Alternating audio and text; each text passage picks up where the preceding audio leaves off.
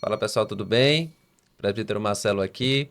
Hoje nós vamos começar aí mais um podcast, né? Que tem sido um sucesso aqui na nossa igreja, que é o nosso Pergunte ao Pastor, né? Pergunta difícil, Reverendo Leonardo, Reverendo Alci. A gente tem que fazer para dor, né? Eu já Então, disse, para três. Tu acha que vai só apresentar aí? Vai-se embora. não, eu tô aqui hoje. A pergunta é tão cabulosa que eu tô aqui hoje só como host, viu? Alci nem participou do podcast que foi da confusão. Ele trouxe coitado Eu de gerei, paraquedas. gerei a confusão no passado Exato, aí. e trouxe reforço aqui para Exato. responder, né? Porque, na verdade, é exatamente isso, né? O último Pergunte ao Pastor, a gente tratou, né, Léo, sobre Isso. uma Su- pergunta que é extremamente comum, Isso. porque Somos- desculpa, porque os presbiterianos, porque os somos presbiterianos, conhecidos né, são conhecidos como ser frios, frio. enfim, né? E aí gerou uma série de visualizações, agradecer a vocês por isso, tá? Uma série de comentários, né, inclusive de irmãos Isso. fervorosos, Pentecostais. né? Os irmãos pentecostais, tá? Não contei ironia nisso, tá? E uma das provocações foi o seguinte: bom, vocês são frios porque vocês são cessacionistas. Então, houve esse link aí, sabe, pastor Alci, né, de ideias, né? Uma das causas da frieza do presbiterianismo, vocês não falaram isso aí, mas é porque vocês são cessacionistas. Então, pergunta, nós somos cessacionistas? Reverendo Leonardo. Então vamos feita a piada, para não perder a piada, feito Jack Stripador, né? Por partes. Por partes, parte, é. por parte, é. Por partes. Esquartejar o assunto Então vamos aí. voltar primeiro para o podcast passado, né? Pegar o Alci que não estava aqui, até dar a opinião dele. Alci, tu acha que tem alguma coisa a ver o fato de ser sensacionista com a igreja presbiteriana ser conhecida como fria ou é um conceito, uma confusão popular que é feita? Com certeza, confusão popular porque se relaciona a operação do Espírito Santo apenas com línguas, profecias e coisas dessa natureza, quando na verdade o encheivos do Espírito de lá é ser cheio da palavra de Deus, né? Isso. Então acho que é de fato uma confusão do evangélico popular mesmo. Pronto. Então, o ponto está aí, certo, Marcelo, Alci, e é mesmo que a gente não tem nada a ver em teoria, tá certo? A gente vai concordar, a gente até vai fazer uma ponta para um outro podcast que já deve estar indo para o ar já esses dias, que é sobre o Heidelbergcast que a gente gravou, sobre o Espírito Santo. Já está, inclusive, no ar. Já está no ar, tá? Que a gente mostrou que a igreja presbiteriana, de fato, tem um defeito histórico. Vou fazer uma autocrítica nossa aqui. E a gente não fala muito dessa doutrina, não é verdade, Marcelo? Verdade. Do Espírito Santo, você A disse. gente não fala. A gente tem aí Calvino, que é conhecido como teólogo do Espírito Santo, Joe Owen, que escreveu talvez a obra definitiva, entre aspas, sobre esse assunto, tá? Mas nas nossas igrejas, a gente tem medo de enfatizar. Não sei se é medo de parecer com o pentecostal e tal, o que é uma tolice, diga-se de passagem, tá? Nesse aspecto. Mas a gente não enfatiza. E aí algumas pessoas linkam esse aspecto. Como a gente não enfatiza, não dá margem para o poder do Espírito, e é por isso que a gente é frio, e aí a pessoa faz o link direto com um aspecto desse batismo com o Espírito Faz uma Santo. correlação Isso, de causa e entre- consequência. de causa e consequência que na verdade não existe, né? Exato. A gente colocou uma série de causas no podcast passado, tá, caríssimos irmãos, do que a gente pensa, né, as razões pelas quais nós somos vistos como frios, né? E essa veio até como um acréscimo, mas o acréscimo como sendo talvez a coisa principal, sabe, pastor? Ou seja, na verdade, tudo se resumiria ao fato de que vocês não dão lugar para o Espírito Santo. Essa é uma expressão muito Isso. comum, né? Que o Espírito Santo, ele não tem a posição dentro da igreja e nos irmãos, na vida dos irmãos, né? Como se vê em outras igrejas, né? A gente até discutiu no podcast passado que é muito manifestado através das emoções, Isso. né? Assim, como as emoções se mostram nas igrejas, outras igrejas, né? Co-irmãs da gente, tá? Eu gosto muito de definição de termos. Sim. O que seria cessacionismo, né? O irmão colocou ali no comentário a questão que somos cessacionistas, o que é que seria ser cessacionista na visão teológica, né, Reverendo Leonardo? Dalci? Eu vou deferir. Eu jogando bola, vou você deferir, já tá vendo como é que tá Já funcionando volta aqui aqui. no esquema, né? Não, vou deferir aos mestres aí, pra eu não falar bobagem. Reverendo Alci, que é um bom homem de conceitos aí, o que é ser cessacionista, reverendo? Eu definiria, presbítero e pastor Léo, cessacionismo como aquela teologia que crê que os dons revelacionais cessaram, que seria particularmente quais deles? Profecia e as línguas, né? As línguas estranhas, como se diz. Então, esses dois... Oi? E cura O também. dom da cura, não a cura, né? O dom da cura. Então, o dom da cura também. Mas tudo isso é, de fato, revelacional. A língua aponta para a revelação de Deus sendo dada a estrangeiros, isto é, a não-judeus, a profecia, obviamente, e a cura como um sinal, né? Tanto é que tem 3 grandes momentos de grande quantidade de sinais e Concentração, sinais e prodígios, né? prodígios. É como cura. Exato. Moisés e Arão, Elias, Eliseu e depois Jesus e os apóstolos. Então, de fato, porque aponta para uma ou mudança de revelação, modo de Deus se revelar distinto de anteriormente, mas são dons revelacionais. Então, esses dons revelacionais teriam cessado. Por quê? Porque a revelação escrita havia sido consumada, havia sido completada, quero dizer. Perfeito. Tem muito da... Assim, eu acho que a questão das correlações, elas marcam muito a história da interpretação, né? Sim. Das igrejas em relação aos momentos históricos mesmo, né? Por exemplo, depois do movimento pentecostal, que começou ali no início de 1900, né? Ali nos Isso, Estados século XX, Unidos, século enfim, né? Século XX, houve-se uma expansão muito rápida das igrejas ditas, então, pentecostais. E logo se faz uma correlação. Sim. Se o Espírito não estivesse agindo aqui, se o que a gente vê como dom de língua, né? Dom de profecia, o dom de cura não tivesse aqui, a gente não estaria vendo uma expansão tão grande das igrejas e o nome de Cristo sendo propagado. O que vocês pensam sobre isso? Assim, só corroborando com o que o Alci falou, e até explicar isso diretamente, então veja que cessacionismo nada tem a ver com cessaram-se os dons. Então a gente acredita, por exemplo, que pastorado é um dom, Há outros dons, com há certeza. N outros dons que não é que simplesmente não cessaram, como é uma marca característica de todo crente. Ou seja, todo crente tem um dom que Deus deu para ele que o compete descobrir no temor do Senhor. Tá? Então veja que, como o Alci bem frameou, né, colocou dentro de uma boa perspectiva, nós acreditamos que os dons que nós entendemos por ser revelacionais cessaram. Só que antes de entrar aí, Marcelo, a gente só tem que deixar uma coisa clara, até por caso algum ouvinte pré-preteriano diga isso. Isso não é uma opinião em teoria oficial da IPB. Entendeu? Não é. Não tem um documento assim. O documento que tem é a Confissão de Fé. Se quiser, eu até É. posso ler aqui. Leia aí a seção 1. Veja, Marcelo, como abre a Confissão de Fé. Se o cara abrir a Confissão de Fé de Westminster e ler, se ele pular a introdução, pular tudo, veja o que vai dizer. A primeira resposta. Primeira sessão. Primeira sessão. Do primeiro capítulo. Primeiro capítulo, primeira seção. Ainda que a luz da natureza e as obras da criação e da providência de tal modo manifestem a bondade, a sabedoria e o poder de Deus, que os homens ficam inexcusáveis, contudo, não são suficientes para dar aquele conhecimento de Deus e de sua vontade necessários para a salvação. Revelação natural ou revelação da criação, não é isso? Ele segue. Por isso foi o Senhor servido em diversos tempos e diferentes modos, revelar-se e declarar à sua igreja aquela sua vontade. E depois, para melhor preservação e propagação da verdade, para o maior seguro estabelecimento e conforto da igreja contra a corrupção da carne e malícia de Satanás e do mundo, foi igualmente servido fazê-la escrever toda, Escritura Sagrada. Isso. Aí ele conclui dizendo, isto torna indispensável a Escritura Sagrada, tendo cessado aqueles antigos modos de revelar Deus a sua vontade ao seu povo. Aí, qual é o pulo do gato que o pessoal tenta colocar hoje? Veja que o texto não cita, assim, cessou línguas, cessado os antigos modos. Aí alguns vão argumentar, por exemplo, quem popularizou essa teoria foi um livro do Wayne Grudem, que é Profecias no Novo Testamento. Acho que aqui no Brasil quem edita é Vida Nova, se não me falha a memória. Tá? Que popularizou a ideia de que esses dons não são, por natureza, revelacionais. Então, se eles não são, por natureza, revelacionais, não pode dizer que cessou. Entendeu? Então, o debate está... Existe a esperança que vai dizer que não são sensacionistas? Tem um monte. A gente vai poupar o nome aqui, mas inclusive bem famosos. Então, se perguntar para ele, você acredita que os dons cessaram? Vai dizer, não.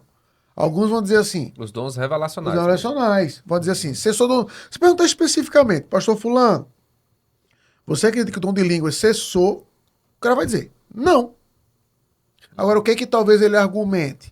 Só que o que eu vejo hoje por aí não é o dom de línguas. Então é o famoso assim, para fazer uma piada, né? é feito, a gente brinca, né? Enterro de anão. Já viu? Não, mas sabe que existe, né? Exato. Já viu? Não, mas sabe que existe. Então, ou seja, é o mesmo raciocínio. Eu não vejo na história, nunca vi ninguém na minha frente fazer.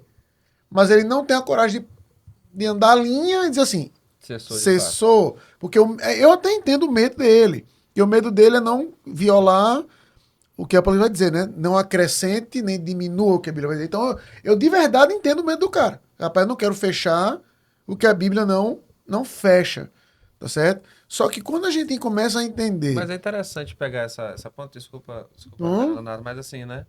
Você vê que o que o reformado clássico, né? Ele crê como o dom de línguas ali, manifestado em Atos capítulo 2, né? É aquilo que você já falou, né, Reverendo Alci? É a manifestação de línguas humanas, Sim, inteligíveis no seu próprio idioma. sim. E esse é um ponto que diferencia do entendimento pentecostal, por exemplo, Sim. neopentecostal, do que é o dom de línguas, que seria o que ele chama de língua dos Dos anjos. anjos. São línguas que são faladas, são incompreensíveis, são línguas de fora dessa terra, que alguns têm o dom de falar e alguns têm o dom de interpretar.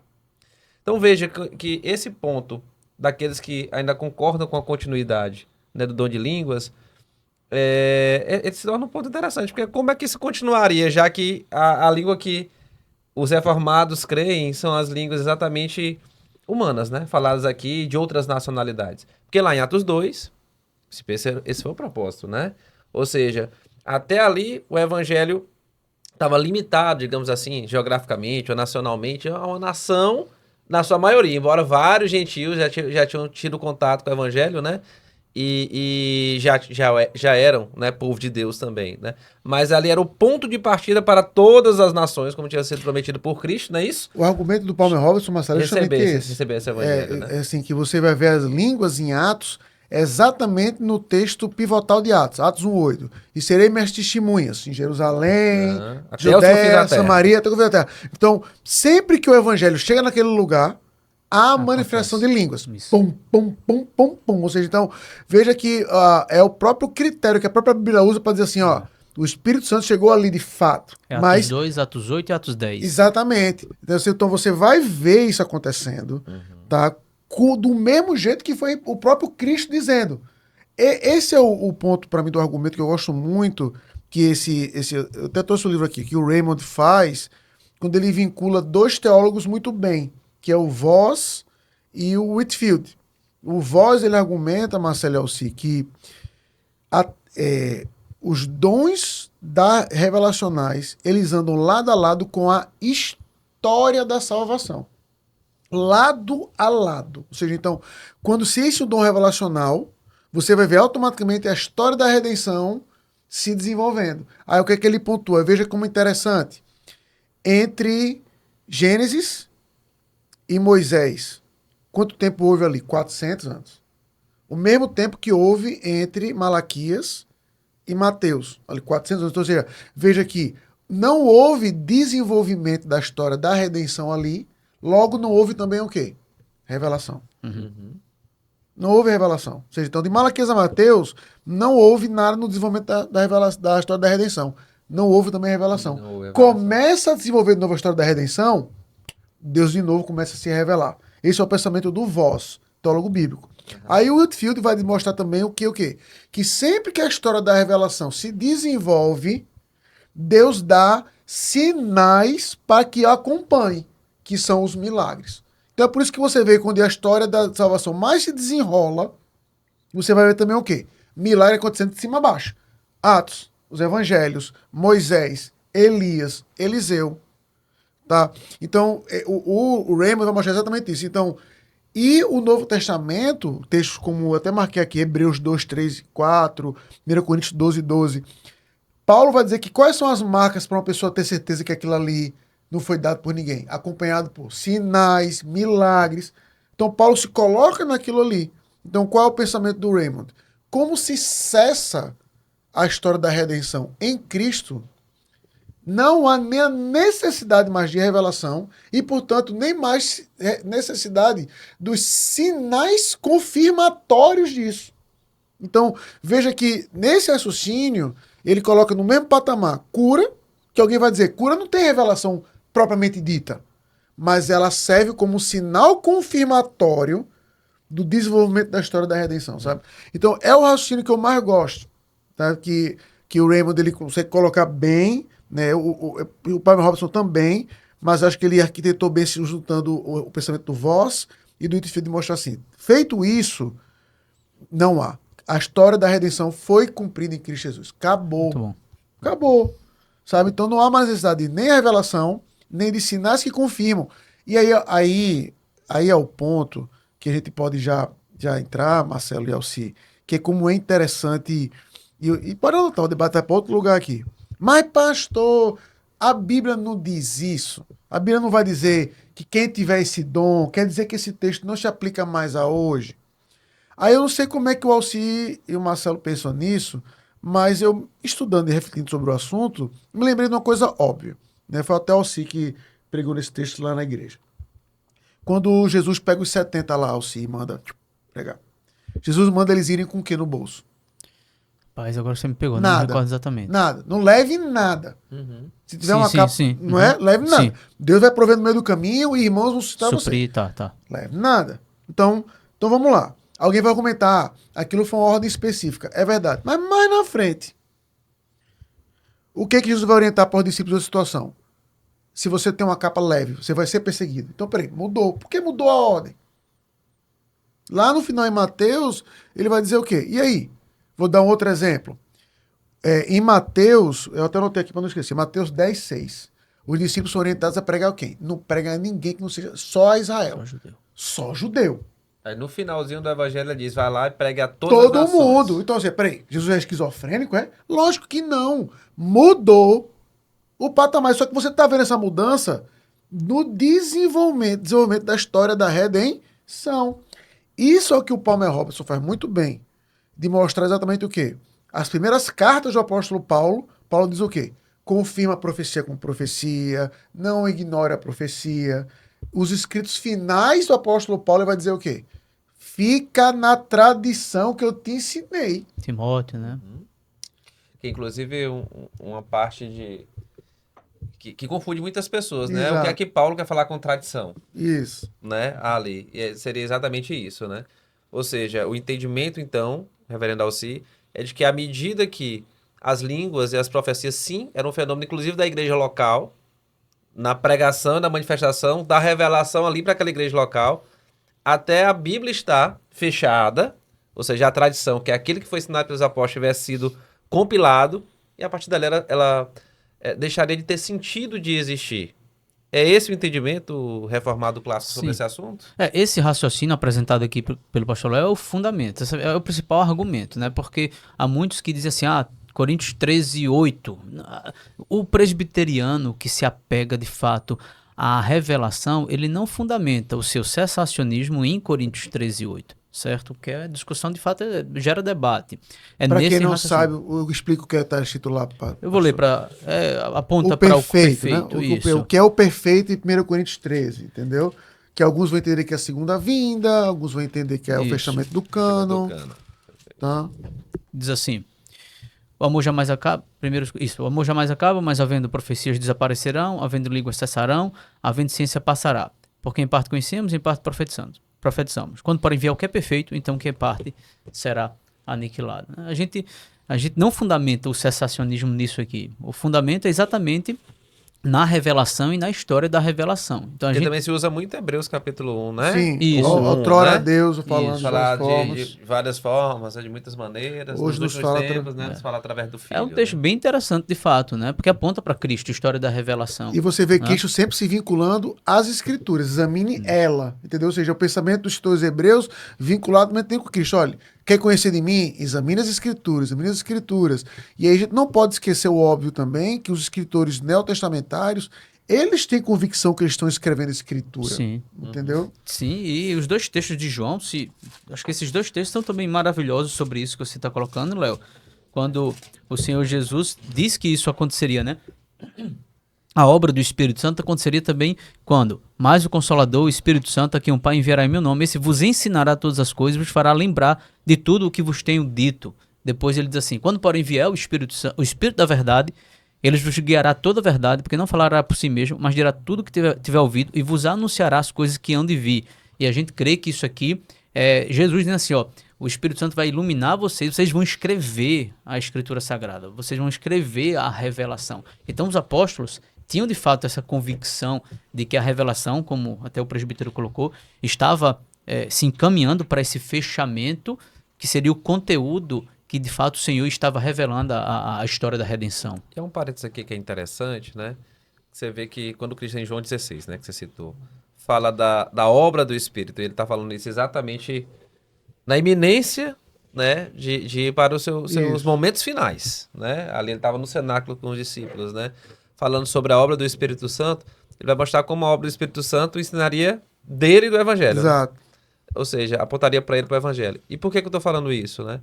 Porque hoje o que muito se fala sobre manifestação do Espírito Santo, seja através do falar em línguas, seja através da profecia, o que é falado na profecia, ou, né, o que é falado nas línguas interpretado ali, né, com os irmãos não cessacionistas, não aponta diretamente para isso, né, para a pessoa de Cristo, né, aponta para a pessoa e para as necessidades pessoais daquela pessoa. Isso. Há um desencaixe aí?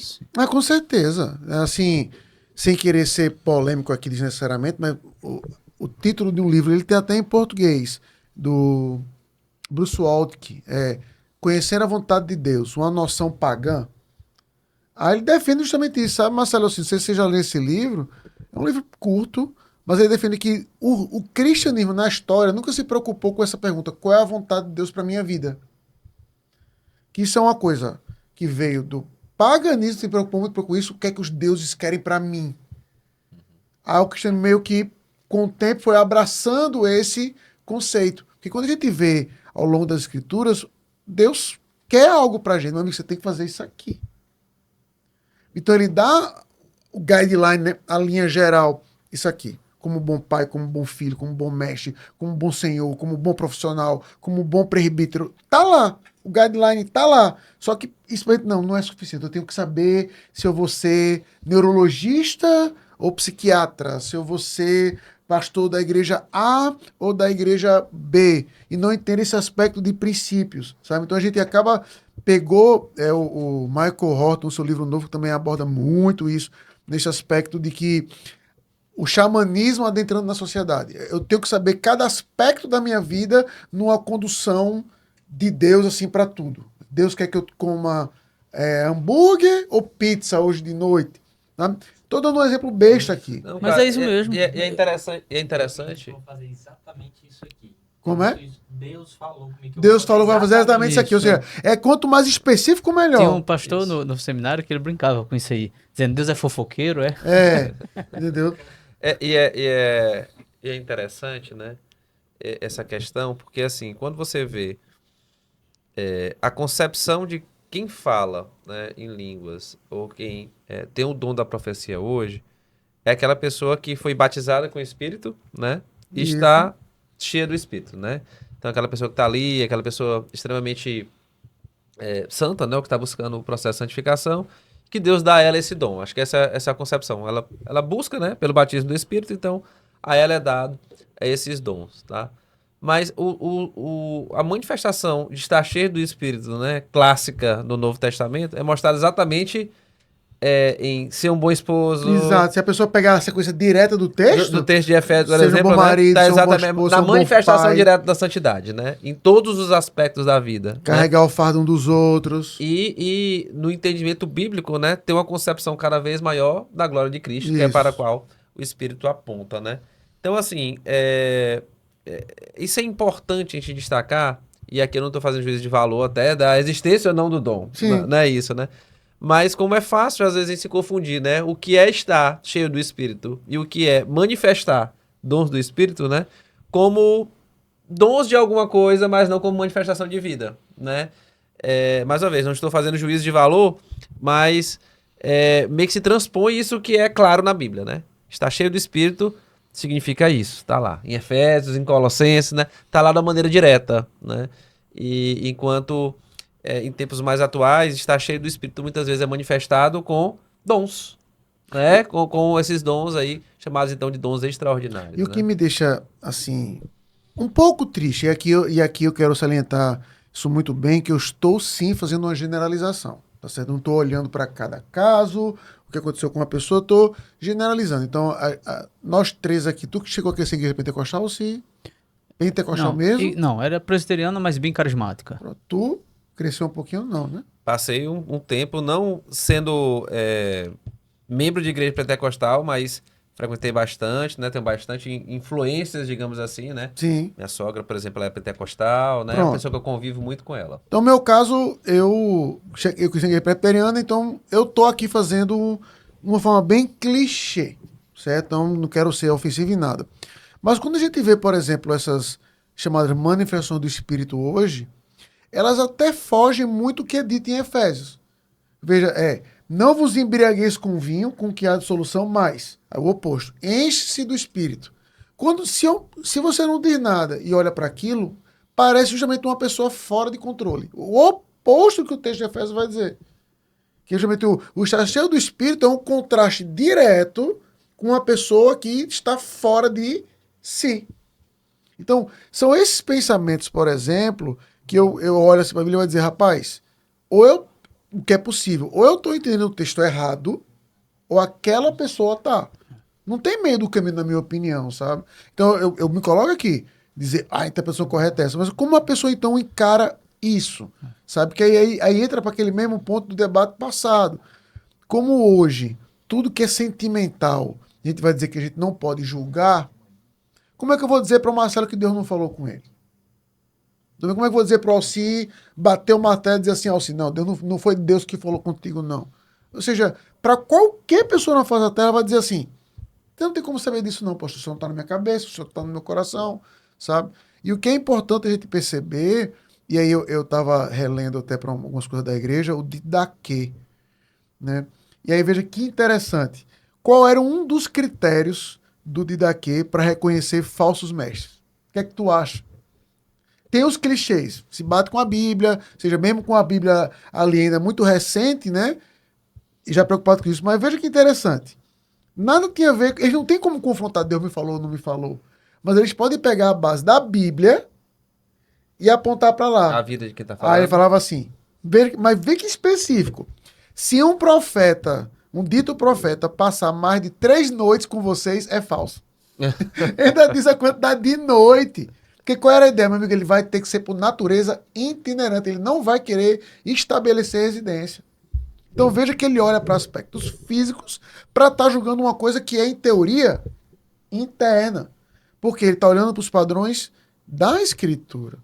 Sabe? Então, o que eu sempre vou dizer para todo mundo nesse aspecto de adoração, de frieza, calor, é qual é o parâmetro das Escrituras. A gente já discutiu isso, que o padrão das Escrituras não vai negar o sentimento de um crente, que ele pode e deve se empolgar com essas coisas. Eu lembrei, depois que a gente gravou o podcast, eu vou corrigir, vou trazer um exemplo para cá.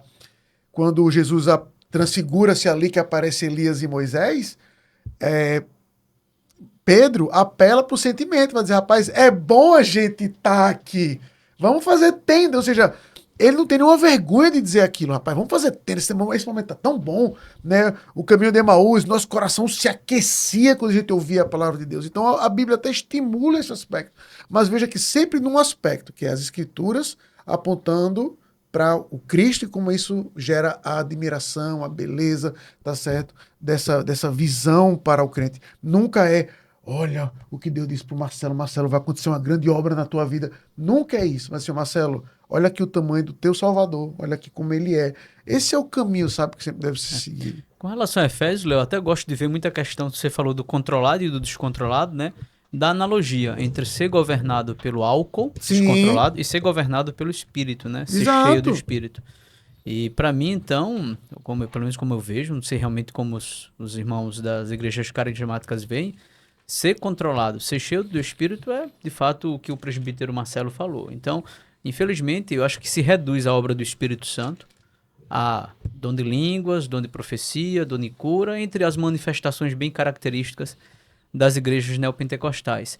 Quando, na verdade, nós, presbiterianos, entendemos o que alguém cheio do Espírito Santo, controlado pelo Espírito Santo. Além de Efésios 5, vamos pensar num evento eclesiástico. O que é um culto cheio do Espírito Santo para uma igreja carismática? A gente já sabe. E para uma igreja presbiteriana, para quem está nos escutando? É uma igreja repleta da Escritura. É uma igreja que tem pregado a verdade e, como consequência, tem aplicado a verdade, tem vivido a verdade. Isso é importante por uma razão, porque não significa dizer que a gente é seco do Espírito. A gente é cheio do Espírito, visto que a palavra de Deus, que é iluminada pelo Espírito de Cristo, que é chamado de Espírito da Verdade, tem operado em nosso meio, tem santificado a igreja, e o ministério do Espírito Santo tem essa amplitude. Não se resume a línguas, profecias, dons e outras coisas do gênero. Não, é fazer-nos entender a Escritura, é nos santificar de modo que eu me torne um melhor marido, uma melhor esposa, um filho obediente, um pai que cuida dos filhos da maneira adequada, e isso é o ministério do Espírito Santo. Então, somos uma igreja cheia do Espírito à luz de Efésios 5, se tivermos nesse patamar de controle do Espírito Santo, né? Perfeito. Um livro foi citado aqui, né, acho que fica até como recomendação aos irmãos, né, que querem se aprofundar um pouco mais sobre esse tema, que é um tema que dá aí vários podcasts, muito pano para manga, né? É um tema de discussão histórica, na verdade, né, Léo? Né? Sim. Pastor, assim. E no capítulo 2, num livro chamado... fugiu agora, né? Do Al Palmer Robertson. A Palavra Final, do Al Palmer Robertson, né? Editado pelos editores puritanos. Exatamente. Ele coloca assim, esses 4 elementos, né? Os elementos que ele coloca como característico do uso das línguas, né? Ao longo da revelação, são assim expressos. 1. As línguas do Novo Testamento eram revelacionais. Ele vai mostrar como sempre está associada, são 38 citações da palavra, né? Revelação no Novo Testamento, né? Em 37 delas está relacionado, línguas relacionadas à palavra revelação, né? Ou revelação está diretamente relacionado à manifestação do Evangelho, né? A propagação do Evangelho do nome de Cristo, tá? 2, as línguas do Novo Testamento eram idiomas estrangeiros, então ele vai fundamentar isso exatamente pelo momento de transição histórico ali, né? Em que várias nações, né? Segundo a grande comissão de Cristo, seriam alcançadas por esse Evangelho. 3, as línguas do Novo Testamento eram para uso público, aí um pouquinho daquilo que a gente falou aqui, né? Que hoje tem um drive muito forte para o uso particular, né? Para aquela necessidade pessoal e particular da pessoa. E 4, as línguas do Novo Testamento eram um sinal indicando uma mudança radical na direção da história redentiva. Sim, algo que também a gente colocou aqui. Então, os 4 grandes pontos, né? Pilares que ele coloca como entendimento, né? As línguas na revelação bíblica. Acho que a gente já discutiu um pouquinho aqui. Para deixar claro, até para quem nos escuta, presbítero Marcelo ou pastor Léo, como é que os irmãos poderiam entender, então, línguas como um dom revelacional? Porque profecia, acredito que está claro. O pastor Léo abordou a questão de curas como sinal confirmatório de uma revelação. Mas língua, como é que a gente poderia explicar para o pessoal em que sentido língua é dom revelacional? Eu sei que para mim está muito claro o que o presbítero falou, mas quem sabe alguém que nos escuta e não entendeu ainda. Eu gosto muito de um argumento, e assim, a primeira vez que eu vi isso sendo dito foi o Geffen, no livro dele sobre Pentecostes, né? Como o Pentecostes, ele é Babel ao contrário. Muito bom, já vi também. Babel ao contrário. Então, em Babel, você vê a língua serem ali um fator de desunião. E é justamente em Atos foi o oposto. As línguas como um fator de união em torno da mesma mensagem. Da mesma mensagem. Ou seja, porque lembre-se do quê? O que é que você pode até imaginar? Que ali você vê eles falando de línguas, mas aí quando Pedro vem para ver de novo a confirmação e a mensagem. Quando Pedro vem pregar em Atos, ele vai pregar exatamente sobre o quê? Este Jesus. Aí ele aponta direto. Ou seja, então, eles ficaram então apavorados por estar vendo aquela mensagem naquele idioma deles, que até então era uma barreira do avanço do evangelho.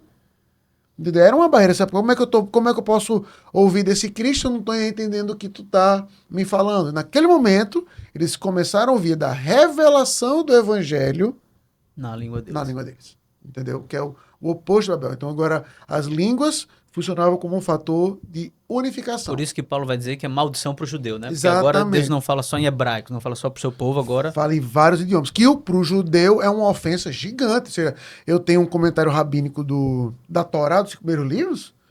Meu amigo, eles dizem tranquilamente que Deus escreveu em hebraico nas tábuas da lei. Entendeu? Que Deus falou em hebraico com Abraão e tal. Ou seja, por isso que agora são consistentes nisso, até para fazer não um elogio ao judeu, mas uma coisa que nós cristãos precisamos lembrar do apego à tradição. É por isso que o judeu true ensina o hebraico para a criança, porque o ponto é que ele está ensinando não é a língua materna, ele está ensinando a língua que Deus se revelou Língua dos anjos. para que ele possa... Eu faço Alci. Bota na chamada, língua dos anjos, hebraico, língua dos anjos, Alci, tá? A língua que Deus se revelou, né? De fato, como ele tá pegando o texto lá de Hebreus, vai dizer, né? A lei entregue por anjos, né? Então, assim, eu acho interessante a gente ver tudo isso para ficar claro para quem está nos ouvindo que o quê? Que a nossa ideia aqui não é tentar desmanchar a sua fé. A nossa ideia é só tentar mostrar como a nossa fé é arraigada em algo e não é simplesmente uma tradição. Não é apenas dizer assim, por quê? Porque a gente cresceu assim. Porque sempre foi assim. Porque há um raciocínio por trás bíblico. O grande ponto, talvez eu possa até levantar essa bola, ou para a gente continuar o papo, ou para uma outra conversa, é de que o que é acostumado hoje nas igrejas? É assim, tem que ter um versículo que prove esse ponto. Aí, recentemente aconteceu o assassinato, a tentativa de assassinato do Trump. Aí você vê como é o pensamento de muitas pessoas hoje, pensamento idiota, diga-se de passagem. Me parece que a hora exata que o tiro saiu foi 6h11 da tarde. Aí foi desse jeito o Twitter aqui naquele lugar de Deus. Assim, a bala saiu 6h11. Veja o que está escrito em Efésios 6h11. Eu não estou mentindo. E o que tinha de crente retuitando isso lá fora, Efésios 6:11, que é revestir o juramento da armadura, por isso que a bala não bateu no Trump. É sério! Eu não tô brincando, não. Lógico que eu não concordo. Eu só tô dizendo que era o que... Veja, só que o pensamento qual é? Para eu acreditar nisso, tem que ter um versículo bíblico por trás. Esse é o ponto, sabe, Marcelo? Esse é o pensamento que eu perguntei. Se eu acredito em algo, me dê o endereço certinho disso aí. Ou para eu acreditar que alguma coisa não mais existe, também teria que ter algum Exatamente, versículo dizendo assim, isso acabou. Onde é que está o texto dizendo que cessou? Que cessou. E o que a gente está querendo mostrar é que a Bíblia sempre trabalhou com o conceito de progressividade da revelação. E veja que a gente está fazendo uso exatamente disso. A gente não está pegando um texto para dizer aqui, cessou. De fato, não tem. Um texto direto para dizer que cessou, mais perto que vai ter. Está tentando entender um pouquinho como a revelação funciona, se demonstrou ao longo da história, né? A progressividade da revelação, e vendo esse tema à luz disso. Exatamente. À luz desse princípio, que é até um princípio de teologia bíblica, na verdade. Exato. Né? Eu queria fazer uma última provocação bem rápida, né, aqui, que é o seguinte. Eu acho que o movimento reformado ele foi um movimento de retorno total às escrituras como fonte única de autoridade, né? Tanto que, assim, sempre me perguntam assim, qual é a grande diferença entre protestantismo e catolicismo? Fonte de autoridade. Sim, com certeza. Não é que eu creio isso ou creio naquilo. A gente prega isso, o outro prega aquilo. Não é isso, é simplesmente qual é a fonte de verdade. Qual é a fonte da verdade, né?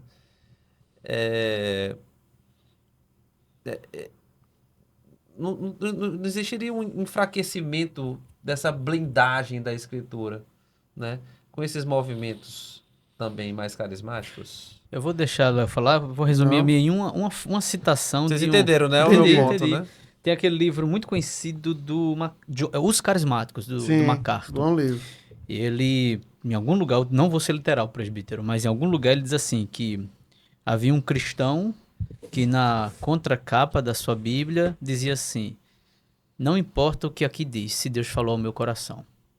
Acho que isso aí resume o que muitos, não é a totalidade, porque há, obviamente, irmãos carismáticos e continuistas que amam e fundamentam a sua Bíblia aqui, mas há um enfraquecimento, é inevitável. Né? E eu até digo mais, né? A quantidade de irmãos, né, carismáticos que buscam hoje o conhecimento da fé reformada, né? É. Eu acho, né, Norton, que os comentários ali, né, sobre o cortezinho que você fez, né, do nosso último assunto, Sim. de muitos irmãos carismáticos mostram isso, né? Eles estão interessados em ouvir Sim, mais, aprender sim. Não mais há sobre dúvida. isso, né?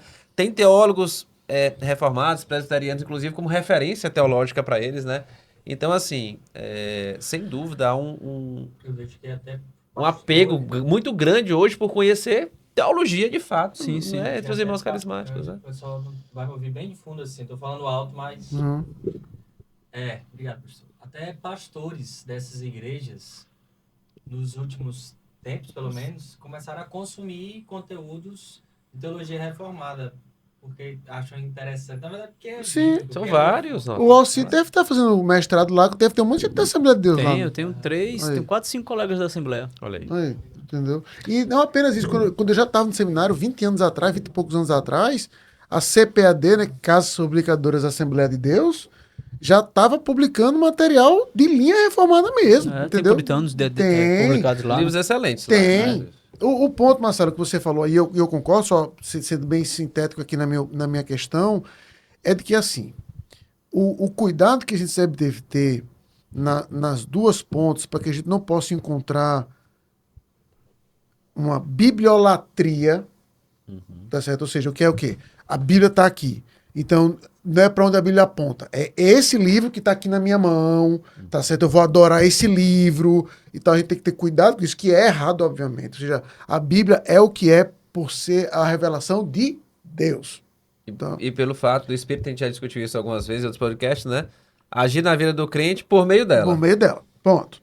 E o outro cuidado também é de que, quando eu vejo pessoas que enfatizam esse aspecto da busca interior, de Deus falar comigo além das escrituras e por aí vai, aí eu vou falar para você da forma mais pastoral possível, tá bom, meu irmão? Uma preocupação honesta de um pastor para com você. Nem gosto de olhar para a câmera, vou olhar para a câmera. Tá certo? Veja. Você está se programando para uma armadilha. Porque pode acontecer e vai acontecer um momento que Deus não vai falar com você. Devo namorar o cara, não devo namorar o cara. Devo fazer o curso A ou o curso B. Devo morar no prédio A ou no prédio C. E aí perceba que isso não vai aumentar a sua fé. Vai dizer, caramba, Deus não falou comigo. Deus não falou comigo. Deus não fala comigo. Então, por que eu vou continuar seguindo um Deus que não me responde? Sabe? Então, o que eu tenho medo, e a gente já viu muitas pessoas assim. Nós conhecemos pessoas assim. Talvez tenhamos pessoas na igreja, na nossa família assim. Tá? Com isso eu estou dizendo que um pré-peru nunca vai perder a fé. Gostaria muito, mas nem um pouco. Tá? Só estou querendo mostrar o aspecto que, se a gente leva para esse lado pessoal, a gente vai estar ignorando a própria história do Deus nas escrituras. Quantos irmãos... Ou seja, eu pedi para minha esposa fazer uma camisa para mim. Não, agora pode copiar que eu vou dizer qual é. O cara tem que ter um pouquinho de bom humor para entender a palavra, a piada. Mas é assim, sabe aquele diagrama de Venn, que é a elipse, que tipo assim, o que é que tem em comum entre essas três coisas? Aí tem assim, um diagrama, uma elipse é assim, o que é que a terapia não. A psiquiatria, psicanálise, lembrei. Psicanálise, aí o outro diagrama é assim, o livro de Jó, e embaixo tem assim, os Backstreet Boys. O que é que os três têm em comum? Aí no meio tá assim, me diga o porquê, né? Tell me why. Né? Que é a música dele, né? Tell me why. Dá me riu da piada. Aí eu mandei fazer a camisa assim, Tell me why. Então, ou seja, veja que Ninguém vai entender essa piada, porque mas ninguém é da época do Backstreet Boys. Não, tô no cão, é Backstreet Boys o quê? E quem era da época do Backstreet Boys não gostava de Backstreet Boys. Só você a Mônica, eu tô vendo que é culpa de ânimo. A Mônica fica cantando essa música lá em casa. Por isso que eu me lembrei. Aí, dito isso, vou cantar não, vou dar esse prazer pra você não. Mas meu ponto é exatamente esse. Veja que um herói da Bíblia que a gente tem, que é o livro de Jó, ele morreu sem saber o porquê ele estava passando por aquilo. Mas veja que foi o mesmo Jó, né, que foi um homem ou muito corajoso, e aqui eu tô brincando, obviamente, ou muito doido, que quando a mulher disse assim, amaldiçoa teu Deus e morre, foi o mesmo Jó que disse, por que você tá falando isso? Você tá louca? Você tá doida? Você tá doida? Entendeu? Então, assim, eu só quero mostrar esse aspecto que a gente tem que ter muito cuidado, e isso aí não importa a denominação que você for, de transformar a sua religião sobre você. O cristianismo não é sobre você. Nunca foi, nunca há de ser, e graças a Deus por isso. O cristianismo é sobre Cristo. sabe? Então, se os dons apontavam para ele, então a partir do momento que agora Deus se valeu da Escritura, é por isso que a gente vai entender assim, não há mais necessidade. Caducou. Do mesmo jeito que a gente entende, por exemplo, que, e aí é outro assunto polêmico, mas lá vai, que as leis civis do Antigo Testamento caducaram. Em linhas gerais, caducaram. Por quê? Tá, Deus, em muitos mandamentos aqui, ele tem escrito o quê? Isso será para o mandamento eterno. Está lá. Né, o voto nazireu estava lendo lá. Isso será para você por mandamento eterno. Mas por que a gente não vê isso pregado na igreja? Porque a gente entende que em Cristo aquilo foi o quê? Cumprido. Cumprido. Entendeu? Então a gente simplesmente está usando do mesmo raciocínio que você já usa para N outras áreas. Talvez sem nem saber. Começar a ler no Antigo Testamento, por exemplo. Então a gente só vai pegando esse mesmo pensamento e aplicando mais à frente. Mas aí fica a provocação final, Marcelo. E nada tem a ver com frieza no outro. Essa questão também, pastor e presbítero, em que a pessoa está procurando respostas para essas questões subjetivas, elas estão já elencadas ali em Paulo, né? Quando Paulo diz assim, toda a escritura é útil, é inspirada e útil para ensino, repreensão, correção e educação na justiça. Tudo né? que as línguas e as profecias faziam antes. Esse foi o primeiro que eu vi fazendo isso. Tudo que as línguas e profecias faziam antes, Paulo vai dizer, as escrituras fazem esse papel hoje. Elas que educam, elas que corrigem, elas que tornam você perfeitamente habilitado para toda boa obra, sabe? Então, quando a gente diz isso, não é alguém vai dizer, pô, alguém vai usar isso como loop, tá vendo? É por isso que vocês são frios, entendeu? Enquanto é exatamente o oposto. É justamente por acreditar numa Bíblia viva até hoje, de um Deus vivo, que a gente valoriza tanto a palavra de Deus e se esforça para conhecer, mas Deus se esforçando em conhecer a sua palavra. Eu acho que, para fechar, né, e também se querer ser polêmico, né?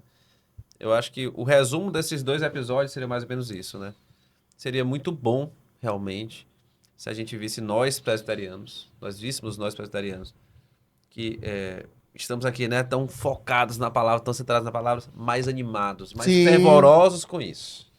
Né, manifestando de uma maneira saudável e sadia, né, amor por isso, fervor com isso, né, as nossas emoções para com Cristo, com sua palavra, com essa verdade, né, a gente fosse mais emotivo. Eu concordo, com isso aí eu concordo. E, ao mesmo tempo, né, é muito importante, muito bom, né, que os nossos irmãos carismáticos, né, que são realmente até mais efusivos na maneira de se expressar, né, sejam cada vez mais focados em que a manifestação do Espírito aponte para onde o Espírito quer apontar, para Cristo. Amém. Né? Ou seja, né, que eles sejam cada vez mais próximos da palavra, do Cristo da palavra, onde a revelação se encontra e é útil para tudo que foi falado por nosso irmão Paulo, ali ainda em 1 Timóteo. Deixa-me só...